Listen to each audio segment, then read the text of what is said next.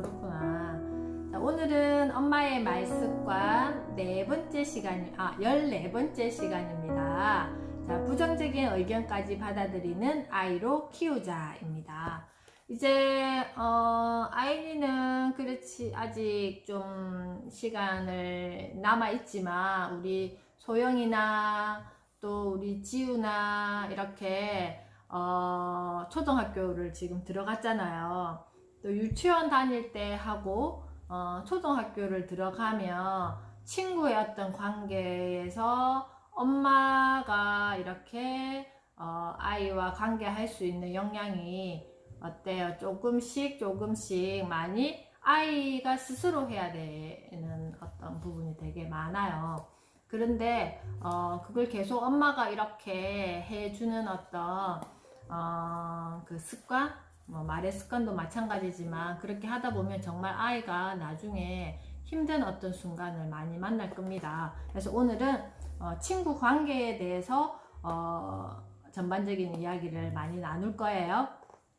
우리 아이도 이제 4살이니까 4살 아이들이 이제 말하기가 어느 정도 완성이 되니까 4살 때도 충분히 또래 관계, 또래 놀이가 이루어지기 때문에 잘 이렇게 우리가 또 오늘 이야기 들어보면 좋을 것 같습니다. 부정적인 의견까지 받아들이는 아이로 키우자. 첫 번째 이야기. 걔가 너무 싫어요. 걔는 제가 싫어하는 말만 해요. 앞에서 그러면 그래도 이해하겠는데요.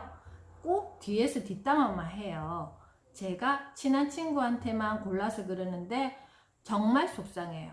하지만 그 친구에게도 좋은 점은 있어요. 공부도 열심히 하고 얼굴도 예쁜 편이에요. 두 번째 이야기. 이번에 정말 결심했어요. 그 애랑은 절대 안 놀 거예요. 이기적이고 자기만 아는 아이예요. 엄마도 걔랑 놀지 말라고 하는데 지금까지 제가 참고 있었던 거거든요. 두 아이 모두 친구로 인해 상처가 깊다. 아이들 세계에서 친구는 어른들의 생각보다 중요한 존재다. 친구 따라 강남 간다라는 말이 있듯 아이는 친구와의 관계에서 영향을 많이 받아 학교 생활이 좌우되기도 한다. 특히 엄마라면 누구나 초등학교 2학년부터 아이의 친구 관계 및 사회성에 더 관심을 갖고 귀를 기울여야 한다. 내 아이가 좋은 친구들만 사귀고 또 주변에 그런 친구들만 있었으면 얼마나 좋을까? 그런데 현실은 왕따, 언어폭력, 학교폭력 등의 말이 난무하니 엄마로서는 노심초사, 아이의 친구 관계에 신경이 쓰인다. 엄마는 다음을 생각해 봐야 한다. 내 아이는 친구들에게 어떤 친구일까? 내 아이는 친구들에 대해 어떻게 생각하고 있을까? 내 아이가 만나는 친구는 어떤 친구일까가 아니라 관점을 바꾸자라는 거잖아요. 내 아이는 친구들에게 어떤 친구일까? 그리고 내 아이는 친구들에 대해 어떻게 생각하고 있을까? 이렇게 한번 잠깐만요. 이거 좀 높여볼게요. 있을까 하고 이렇게 관점을 바꿔보자라는 거예요. 자, 그래서 친구의 장점을 보는 눈을 키우는 엄마의 말습관. 이렇게 친구에 대한 거는요, 유치원에서도 많이 일어나는 부분입니다. 이 친구 때문에 뭐 힘들어서 다른 유치원을 가고 싶다고 이야기하는 분도 계시었고, 그리고 이 친구가 우리 아이를 괴롭혀서 같이 이렇게 놀지 않게 해달라고 또 요청하는 분들도 계셨고, 그래서 여러 가지에 대한 어떤 이런 거는 저도 아이를 키우는 엄마니까 그 부분 충분히 공감합니다. 하지만 아이들이 선택해서 친구를 만날 수 없다는 게 현실이라는 거죠. 그러면 내 아이는 친구들에게 어떤 친구이며 또 내 아이는 친구를 어떻게 생각하는지에 대해서, 그리고 또 엄마와 어떻게 상호작용 할 수 있는지에 대한 이야기를 오늘 나눌 겁니다. 친구의 장점을 보는 눈을 키우는 엄마의 말습관. 어느 강연에서 엄마들에게 3분 동안 아이의 장점을 써보자고 이야기했다. 평균 7개가 나왔다. 반대로 아이의 고칠 점 혹은 단점을 써보자고 했다. 이번에도 동일한 시간이 주어졌다. 평균 12개가 나왔다. 결과를 살펴보면 엄마들이 아이의 장점보다 단점을 더 유심히 보는 것 같지만 알고 보면 더 잘했으면 하는 점을 먼저 보고 더 잘했으면 하는 말을 많이 하는 것 뿐이다. 엄마가 아이에게 왜 이렇게 느려? 라고 말했다면 빨리 했으면 좋겠다라는 의미일지도 모른다. 하지만 아이에게 느리다라는 단점을 지적하는 말처럼 들린다. 혹시 이런 상황들이 복합적으로 작용해 아이에게도 단점을 우선적으로 지적하는 패턴이 형성된 것은 아닐까? 엄마의 평소 말 습관이 아이에게 그대로 전달되어 흉보는 말을 보고 들은 아이는 흉보는 말을 배우고 칭찬하는 말을 보고 들은 아이는 칭찬하는 말을 배운다. 자, 여기 한번 줄을 쭉 그어 보겠습니다. 엄마의 평소 말 습관이 아이에게 그대로 전달되어 흉보는 말을 보고 들은 아이는 흉보는 말을 배우고 칭찬하는 말을 보고 들은 아이는 칭찬하는 말을 배운다 했습니다. 엄마의 어떤 말 습관이 아이의 친구 관계에도 좋은 영향을 미치고 사회성 발달에도 효과적일까? 칭찬도 습관이고 비난도 습관이라면 모두 아이가 자라면서 배운 것이다. 습관은 반복된 행동의 결과로서 후천적으로 형성된 것이다. 아이의 말을 들어보면 엄마가 그동안 아이에게 어떤 말을 했는지 보일 때가 많다. 입모양을 가다듬고 말하는 자세가 칭찬의 기본이다. 누군가를 비난하는 사람을 살펴보면 어른이나 아이의 입모양이 뒤틀리거나 삐죽거린다. 그뿐만 아니라 얼굴 전체가 일그러질 때도 많다. 반면 누군가를 칭찬하는 사람을 살펴보면 입가에 미소가 머금어져 있고 얼굴이 환하다. 칭찬을 듣는 상대방도 좋지만 칭찬하는 당사자가 더 행복하다. 내 아이가 친구들에게 칭찬받는 아이가 되면 좋겠지만 그보다 먼저 나서서 친구를 칭찬하는 아이라면 더 좋을 것이다. 그렇게 되려면 아이가 먼저 그런 경험을 해봐야 된다. 엄마로부터 단점만 듣고 자라면 아이의 정서가 왜곡되어 다른 사람도 삐딱하게 보기 쉽다. 삐딱한 시선을 가진 아이에게 친구의 장점이 보일 리 없다. 거울로 입모양을 살피면서 아이의 장점을 말해보자. 그러면 이런 말을 할 이유가 점점 줄어든다. 친구의 단점만 보면 돼? 장점을 봐야지. 물론 흠잡을 데 없는 말이지만 초등학교 저학년 이하의 아이들에게는 구체적이지 않다. 어떻게 말해야 아이에게 구체적으로 전달할 수 있을까? 자, 여기서 우리가 아이에게 평소에 어떤 말을 습관적으로 사용하느냐에 따라서 아이도 어때요? 누군가를 좋은 점을 볼 수도 있고 단점만 듣고 자란 아이는 정서가 왜곡되어 다른 사람을 삐딱하게 보기 쉽다 그랬잖아요. 이렇게 이 사각 티슈 통이 어때요? 윗면도 있고 밑면도 있고 옆면도 내면이 있습니다. 우리가 엄마가 만약에 이 면에 대해서만 계속 이야기를 한다면 좋은 것이든지 나쁜 것이든지 한다면 아이는 윗면 두 면과 숨겨진 이 세 면을 볼 수가 없어요. 자, 친구에 대한 것도 마찬가지라고 생각합니다. 저도 마찬가지 아이를 이렇게 키우면서 친구 관계, 뭐 지금도 물론 그런 것들을 겪고 있지만 저 친구는 저래서 나빠. 저 친구는 저러니까 저래. 아이가 쉽게 그렇게 이야기할 수 있어요. 왜냐하면 나와 맞지 않다는 것을 나쁘다라고 표현하고 그렇게 저 친구하고 나는 놀기 싫어. 쟤 때문에 나는 힘들어. 그렇지만 우리가 그 아이를 다 모르잖아요.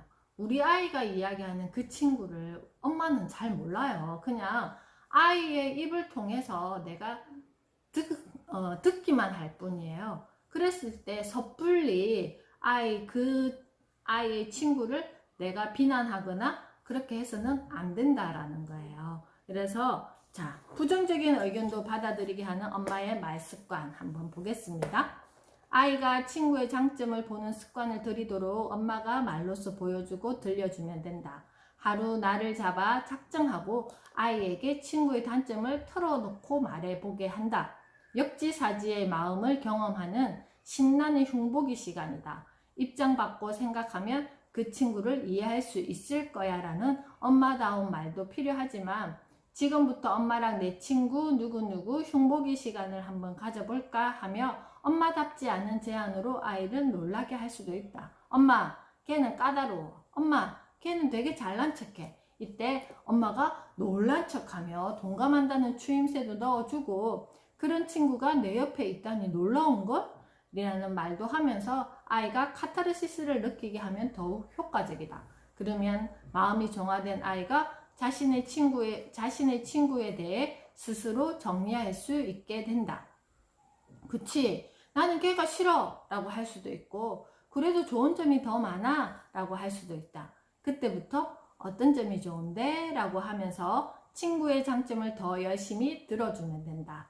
여전히 친구의 단점으로 괴로워하는 아이라면 그럼 친구의 단점을 한번 써볼까? 라고 제안하는 것도 좋다. 그 다음만 잊지 않으면 된다. 이제 옆에 단점을 장점으로 바꿔 써볼까? 놀랍게도 단점을 장점으로 바꿔 써보는 활동은 친구에 대해 좋게 말해야지 그런 친구와 지금까지 잘 지냈다니 기특하다.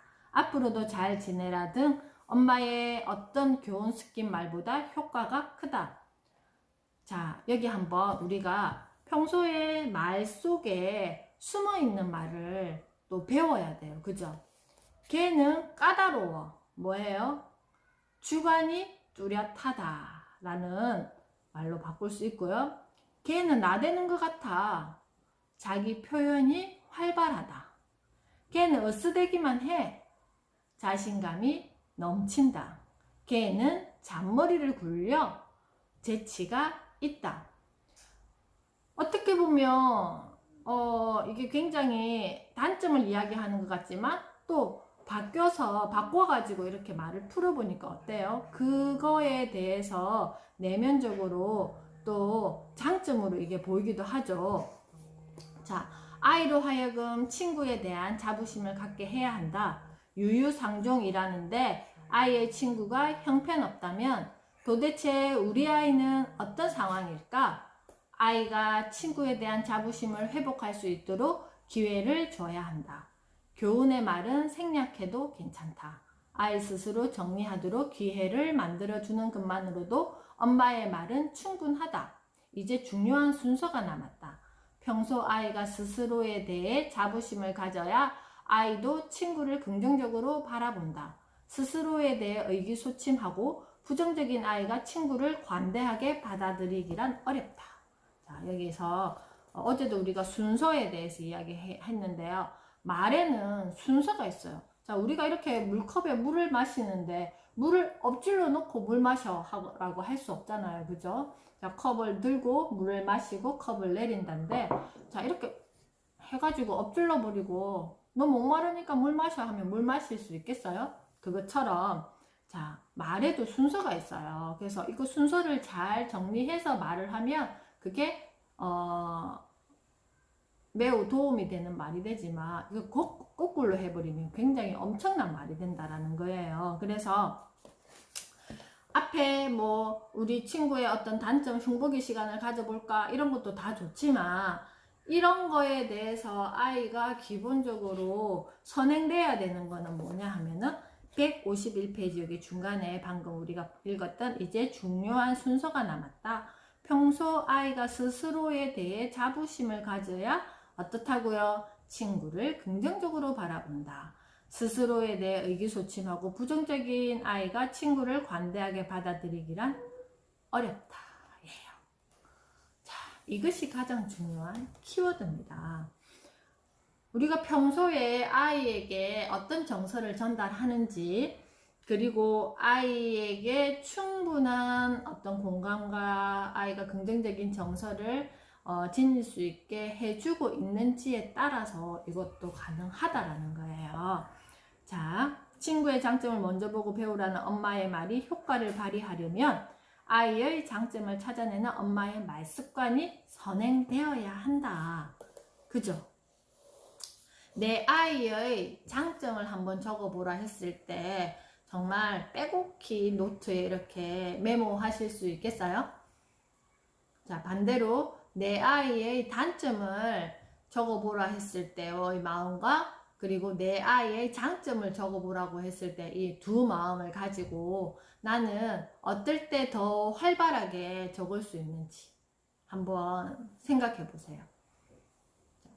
두 번째 마음, 내 아이의 단점을 적었을 때 활발하게 적는다는 마음은 그게 나쁘다라는 말보다 내가 아이에게 채워주고 싶은 무엇인가가 더 많기 때문에 뭐죠? 그런 어떤 것을 자꾸 보게 되는 마음이 더 크다는 거예요.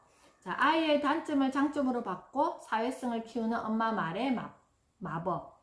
엄마들이 작성한 아이의 단점 목록을 보면 바로 장점으로 대체할 말이 떠오른다.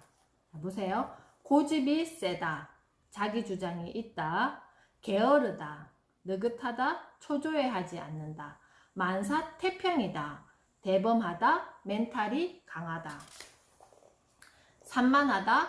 관심과 호기심이 많다. 덜렁댄다. 호기심이 많다. 실행력이 강하다. 내향적이다. 진지하다. 생각이 깊다. 사교성이 부족하다. 자기 세계에 충실하다. 소극적이다. 생각이 깊다. 신중하다. 말수가 적다. 생각을 많이 한다. 말실수가 적다. 욕심이 많다. 도전 정신이 있다. 끝까지 한다. 지기 싫어한다. 적극적이다. 노력한다. 경쟁을 피하지 않는다. 잔소리를 하게 한다. 주관이 뚜렷하다. 휘둘리지 않는다. 아연이 엄마 오셨어요? 수업 마치셨어요? 자, 이렇게 앞에 말과 뒤에 말, 우리 151페이지 밑에 부분과 152페이지 위에 부분에 있는 초록색 말, 이 말 한번 잘 이렇게 보세요. 평소에 우리 아이의 어떤 성향이 어떤 성향이며 나는 어떻게 표현하고 있는지 아이에게 한번 이거를 보면서 한번 체크해 보면 좋을 것 같습니다. 정답이 없는 대체 말이지만 같은 상황도 엄마의 표현에 따라 나는 그저 그런 아이라고 자포자기의 말이 될 수도 있고 나는 이런 사람이야 라는 현실 파악의 말이 될 수도 있으며 그런 사람이 되어야지 라는 희망의 말이 될 수도 있다. 굉장히 다르죠. 잔소리를 하게 한다. 우리가 아이에게 엄마가 어제도 이야기했는데 네가 또 오늘도 이렇게 엄마에게 이야기하게 만드네. 엄마 잔소리를 또 하게 만드네. 자, 그런 거는 아이의 주관이 뚜렷한 거잖아. 엄마가 그렇게 이야기했음에도 불구하고 나는 이렇게 할 거야. 그리고 엄마의 말에 휘둘리지 않는다. 자, 이런 어떤 것들을 잘 대입시키면서 이왕이면 아이에게 좀 긍정적인 어떤 말로 이렇게 대체해주면 좋잖아요. 자, 그래서 우리가 평소에 아이에 대해서 어떻게 생각하고 있는지 그리고 그 생각을 어떻게 말하고 있는지도 여기를 보면 잘 드러나는 것 같습니다. 부정적인 말이 먼저 튀어나오려는 엄마의 말 습관을 고치기 위해 자꾸 연습해서 입에 붙게 해야 한다. 엄마도 아이처럼 연습해야 한다. 아이가 노력하면 엄마는 흐뭇하다. 아이도 마찬가지다. 엄마가 말을 잘 하기 위해 노력하는 모습을 보이면 아이도 엄마를 더 존중하고 사랑할 것이다. 우리가 많이 보는 곳이 우리 집의 냉장고잖아요. 그래서 제가 감정카드도 냉장고에 한번 붙여보자 라고 했어요. 오늘 나의 감정카드 어때요? 오늘 나는 어떤 마음일까? 뭐 이게 숙제처럼 하는 게 아니라 내가 나를 자꾸 들여다보는 시간을 갖는다라는 거예요. 일기를 쓰는 게 참 좋지만 우리가 그렇게 여유가 되지 않으면 그냥 냉장고 한쪽 켠에다가 포스트잇을 하나 두고 펜 두고, 저도 냉장고 옆에 그거 요즘에 예쁜 소품들 많이 나오잖아요. 자석으로 돼가지고. 그래서 이렇게 수납함이 되어 있는 그런 것들이 있어요. 그래서 좀 빨간 색깔로 된 보드판처럼 생긴 이거 수납함이 있는데, 거기에 가위, 그리고 포스트잇, 그 다음에 네임펜, 그리고 뭐 그런 것들이 이렇게 꽂혀 있어요. 그러면 그거 뭐야, 우리가 반찬통에 뭐 이렇게 네이밍 할 때도 그 테이핑 하는 그것도 있거든요, 같이. 그래서 바로 네임펜을 가지고 반찬통이나 뭐 이런 거에 바로 네이밍 해서 냉장고에 넣기도 하고, 그리고 뭐 필요할 때 포스트잇에 메모를 해서 하는데, 막 어떤 내 감정에 대해서 좀 알아주고 싶다. 너 이거 참 잘했어. 기특해. 뭐 기특해. 지금은 조금 속상해. 나는 오늘 행복해. 아, 이거는 되게 즐겁네. 내가 오늘 이렇게 해준 어떤 음식을 가족들이 맛있게 먹어줘서 나는 또 기분이 좋아. 이런 것들을 그냥 내가 보고 기분 좋아지고, 그리고 내가 보고 아, 나는 지금 이런 감정이네, 이렇게 알 수 있는 것처럼 우리 아이에 대한 것도 어떻게 해요? 이렇게 한번 오늘 여기 151페이지 152페이지에 있는 거를 이렇게 내가 입에서 잘 안 나올 때가 있잖아요. 이게 연습이 안 돼 있기 때문에. 그래서 만약에 우리 아이가 좀 내향적이다 라고 싶으면, 누구는 진지하다, 누구는 생각이 깊은 아이구나. 그래서 내가 좀 이렇게 확 올라올 때가 있는데, 왜 그렇게 네 표현을 못해? 막 이런 말을 하고 싶을 때가 있잖아요. 그러면 아, 우리 누구는 생각이 깊어서 말하기까지 시간이 좀 걸리는구나, 이렇게 말을 바꿔서 할 수도 있잖아. 막 산만하면 아, 네가 알고 싶은 게 되게 많구나, 너가 호기심이 많구나 라는 말로 이렇게 대체할 수 있는데, 아, 뭐라 그랬더라, 그때 그 말을 뭐라 그랬더라 하면서 생각이 안 날 때가 있어요. 그래서 우리 아이의 어떤, 내가 평소에 아이에게 말을 많이 하는 것들을 앞쪽에 이렇게 적어보고, 그리고 긍정적인 말로 여기에 나와 있지 않는 말도 한번 메모를 해서 냉장고 한켠에 한번 붙여놔 보세요. 그래서 평소에 내가 한마디씩 툭툭 이렇게 내뱉다 보면 그게 결국 나의 말 습관이 된다라는 겁니다. 사회성은 아이의 인생에,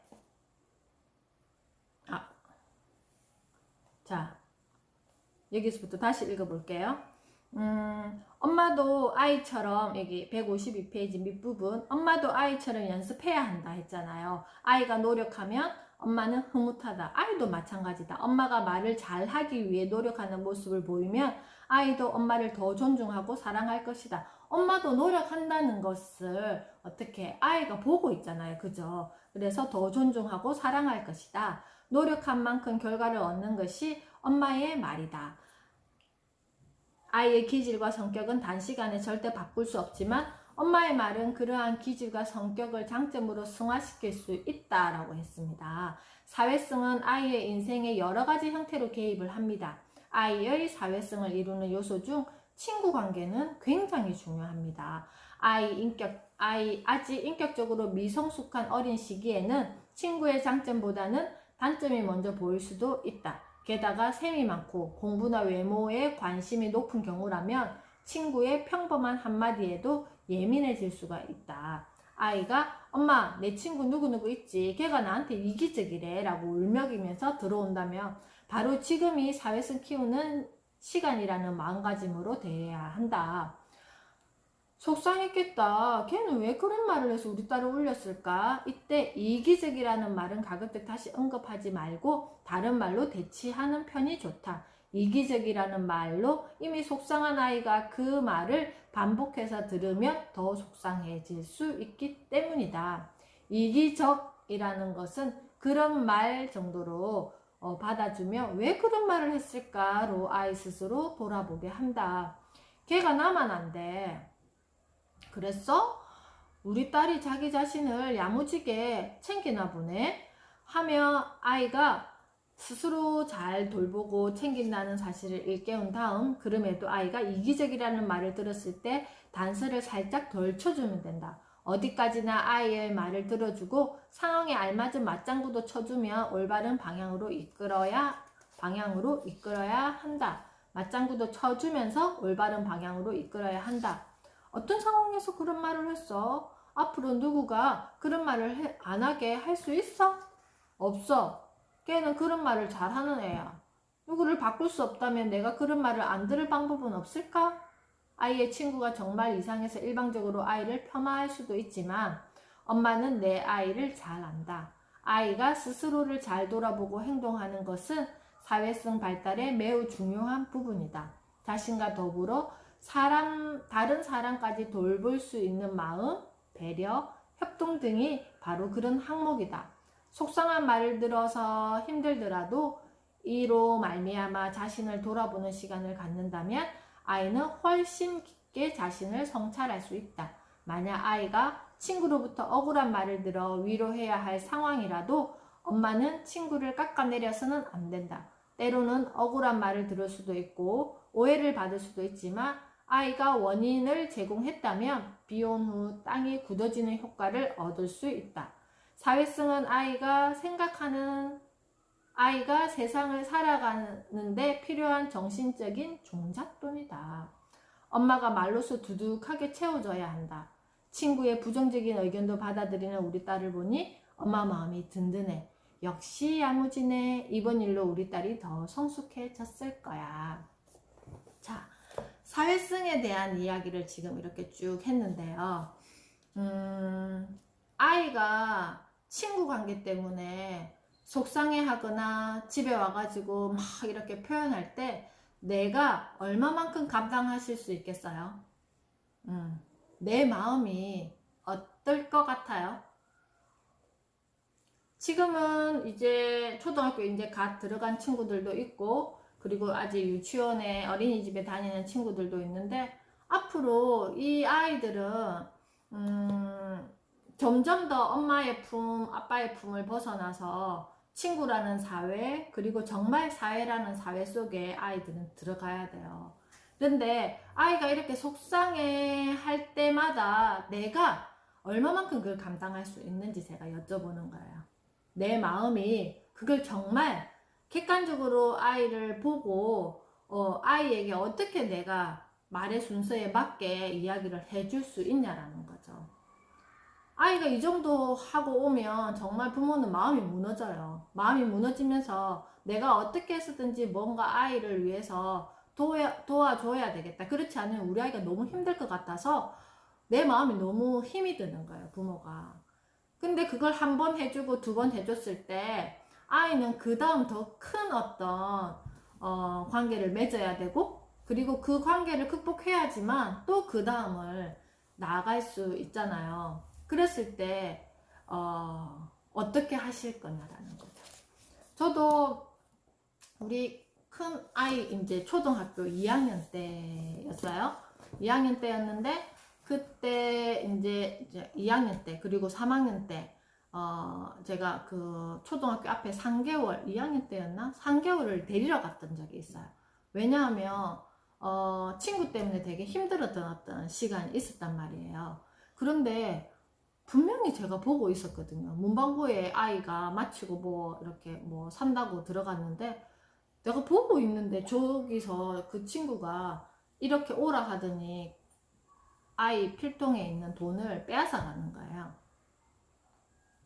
그래서 제가 너무 그게 당황스럽고 그랬지만 제가 그 아이를 나쁘다라고 생각하지는 않았어요. 뭔가 제가 그 아이들의 어떤 눈을 보면 정말 뭐가 설명할 수 없는 그 아이만의 그게 있어요. 그런데 뭔가 주변의 어른들로 인해서 아이가 자꾸 이렇게 모가 난 모습이 보였단 말이에요. 그래서 제가 어느 날 같이 우리 롯데리아 가서 햄버거 먹자 해서 같이 데리고 오라 그랬어요. 데리고 와서 아이에게 이렇게 햄버거를 먹으면서 아이와 이렇게 도란도란 이야기를 했단 말이에요. 그랬을 때 제가 아이에게 그 친구는 너 돈을 빼앗는 친구니까 절대 같이 놀지 마가 아니라 그 친구 되게 힘들 것 같아. 왜? 그 친구 마음이 그렇지는 않을 텐데 주변의 어떤 어른들이 그 친구의 진짜 마음을 이렇게 읽어주지 못하는 것 같아서 뭔가 어떤 다른 어떤 행동으로 자기를 드러내려고 하는 이런 모습이 엄마는 보였어. 그래서 너에게 불편함을 줘서 너도 힘들겠지만 그 친구 입장에서도 왜 그렇게 행동을 했을까 엄마 궁금하기도 하고 그 친구의 어떤 눈을 쳐다봤을 때 뭐지 도와주세요라는 저는 그때 그런 느낌을 좀 받았었거든요. 그래서 되게 마음이 아렸던 그런 시간이 있었어요. 그래서 제가 항상 그 아이를 보면 되게 좀 따뜻한 어떤 시선으로 이렇게 아이를 대했어요. 아이가 이제 고학년이 되고 중학생이 되었어요. 중학교도 같은 학교를 갔어요. 길에서 저를 만났을 때 아이는 정말 깍듯하게 저에게 인사를 해요. 그리고 중학교 때부터 진짜 제가 봤던 그 친구의 모습이 이제 보이기 시작하는 거예요. 학업에도 집중하고 친구 관계도 좋아지고 그리고 고등학생이 되어서 또 같은 학교를 갔어요. 여전히 길에서 제가 저 멀리 있는데 저보고 인사 안 하면 제가 이름을 불러요. 누구야? 하면 와가지고 인사 꾹꾹 하고 가요. 지금도 마찬가지. 이제 성인이 되었잖아요. 뭐 이제 대학생이 되고 부산에 있는 대학교 갔는데 그래서 그 친구가 고등학교 때 전교 회장을 했다든가 하여튼 그리고 공부도 되게 열심히 잘 했어요. 제가 그때 우리 아이 입장에서 저 친구는 너 돈을 뺏는 친구야 라고 이렇게 낙인을 찍었더라면 어땠을까요? 그리고 또 중학교 제가 창간 수업을 갔는데 뭐 책도 없고 뭐 책도 없으니 뭐 필기 도구도 없고 그런 친구가 있었어. 그래서 제가 그때 맨 뒷자리에 앉아서 거의 남학교 창간 수업을 엄마들이 안 가시거든요. 근데 저는 초대하면 무조건 갔어요. 가서 앉아 있는데 이 친구는 책도 없고 뭐 선생님 뭐 적으라고 이렇게 페이퍼 주는데 적을 필기 도구도 없는 거예요. 그래서 제가 살짝이 그냥 그 친구한테 아줌마가 볼펜 빌려줄까 하니까 잘 고개를 끄덕끄덕 하는 거예요. 그래서 제가 가방에 있는 펜을 꺼내가지고 그한테 줬는데 그 친구도 제가 좀 그런 마음을 가졌어요. 그 친구도 되게 중학교 때 좀 힘들었던 친구인데 결국은 그 친구는 좀 나중에 제가 이렇게 들어보니까 뭐지? 좀 계속 이렇게 잘못된 행동을 해서 결국 안 좋게 이렇게 결과적으로 이렇게 됐는데 그런 것 같아요. 제가 그런 걸 보면 되게 마음이 아픈 게 주변의 어떤 어른들이 내 아이만 생각하지 않고 그 아이를 이렇게 좀 보살펴 줄 수 있는 누가 한 사람이라도 있었더라면 어땠을까라는 제가 나중에 그 이야기를 듣고 되게 마음이 좀 아팠는데 그런 것처럼 아이들이 우리가 이렇게 정해줄 수는 없어요. 친구를 정해줄 수도 없어요. 저도 지금 우리 둘째 아이에 대해서 친구 어떤 관계로 많이 이렇게 제가 저번에도 보여드렸잖아요. 노트.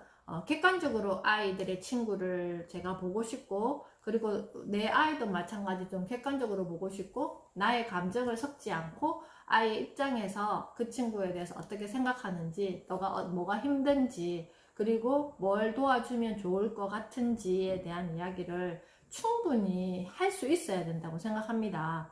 그런데 그게 그런 상황이 벌어졌을 때 할 수 없다라는 게 함정이죠. 그래서 평소에 내가 얼마만큼 우리 아이의 어떤 장점 또 장점에 대해서 얼마만큼 많은 이야기를 해주고 있는지 그리고 특히나 우리가 같이 사는 그 남편 있잖아요. 아빠에 대한 인식도 마찬가지. 어떤 부분에서는 제 마음에 안 들기도 하고 저도 마찬가지 남편의 마음에 안 들기도 하겠지만 그걸 계속 부정적으로 표현하면 안 된다라는 거죠. 이런 부분 때문에 이럴 거야. 그래서 이런 게 되게 힘들 거야. 그래서 우리가 이거를 이렇게 봐주면 어떨까라는 어떤 마음으로 하나의 어떤 단면을 보고 이야기하는 습관이 아니라 윗면도 보려고 해야 되고 아랫면도 보려고 해야 되고 보이지 않는 뒷면도 보려고 해야 되고 모든 것은 다 입체가 있고 입체 속에 속도 있다라는 거죠. 그러면 얼마만큼 우리가 아이에 대해서 끄집어내야 될 거, 많은지, 대화를 평소에 어떻게 해야 되는지. 그래서 지금 당장 뭔가 고쳐주고 싶은 거, 잘못된 행동에 집중하지 마시고, 평소에 아이와 이렇게 우리 지금까지 14번째 시간까지 이렇게 지나오면서 이야기 나눴던 것들 있잖아요. 그죠? 그래서 긴 추석 연휴, 또 아이와 지내면서, 그리고 또 우리가 시댁도 가야 되고 많은 친척들을 또 만나기도 할 건데요. 그런 거에 있어서 내 마음 훈련, 내 마음 어떻게 만들어서 이 연휴를 잘 보낼 것인가, 그리고 우리 아이에게 또 어떻게 내가 대할 것인가. 저는 아무리 봐도 모르겠어 하며 이 책을 한번 1단원부터 14단원까지 한번 쭉 한 번 더 읽어보세요. 그래서 이거를 뭐 이렇게 딱 이 부분은 이렇게 해라는 정답이 없잖아요. 그냥 내 마음이 좀 편안해지면 그게 편안하게 받아들여지는 것 같아요. 그래서 오늘 나는 스트레스 받지 않았는지, 오늘 나는 내 마음을 잘 위로했는지 잘 이렇게 되짚어 보면서 우리 또 내일부터 추석 연휴 들어갑니다. 몸고생 마음고생 할 수도 있겠지만 또 그 또한 우리가 이렇게 즐거운 마음으로 바라본다면 또 좋은 어떤 시간이 될 거라고 생각합니다. 연휴 잘 보내시고요. 너무 많이 드셔서 또 몸무게 관리하시는데 또 시간 많이 쓰지 않게 잘 적절하게 이렇게 하시고요. 우리는 10월 5일 월요일 또 15번째 시간으로 만나겠습니다. 15번째 시간은 아이를 충분히 관찰하고 친구를 권유하자. 그리고 권유하자 편을 할 겁니다. 그래서 오늘은 여기까지 하고요. 연휴 쭉 보내시고 다음 주 월요일 날 또 이 시간에 뵙겠습니다. 모두 즐거운 추석 보내세요.